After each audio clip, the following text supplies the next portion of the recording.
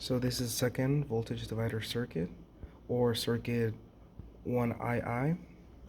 So it's pretty much the same circuit as 1I, only that the 2K resistor was switched out for an LDR, or so-called as a photoresistor. So when I turn on the source, the LED lights up. But now when I cover the LDR with my finger, the LED's brightness goes down, which shows that the current flowing through the transistor reduces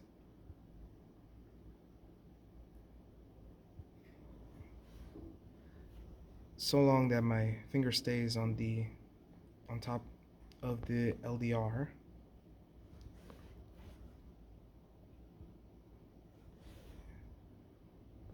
So this is the same circuit with the PNP configuration, and it works the same way.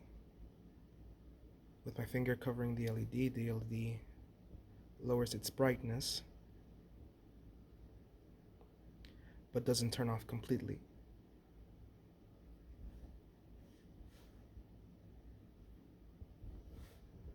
And it's at 9 volts.